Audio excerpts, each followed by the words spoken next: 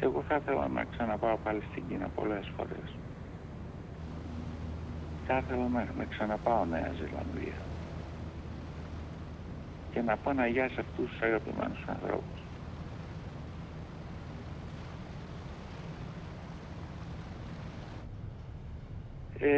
Μου λείπουν. Θέλω να γυρίσω. Είμαι πια κομμάτι δικό τους και αυτή είναι κομμάτι δικό μου.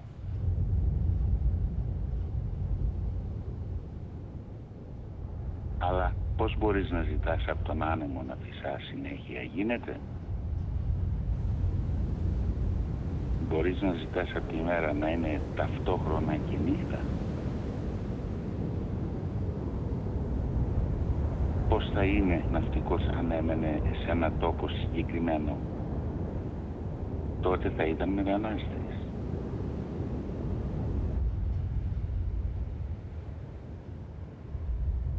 Ας φανταστούμε έναν ναυτικό, ο οποίος κλαίει την αγάπη του στη Χιλή. Εάν κλαίει συνεχώς, οι άλλοι τόποι, τα άλλα λιμάνια, δεν θα είναι πια άλλοι τόποι, άλλα λιμάνια.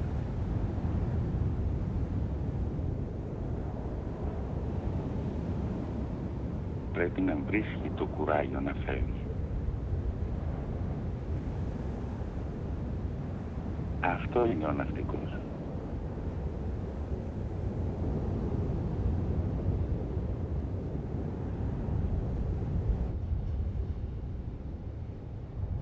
Δεν αφήνει την πολλή συνάφεια του κόσμου να χαλάσει αυτήν την προσμονή. Δεν αφήνει τη συνήθεια να σκοτώσει το όνειρο.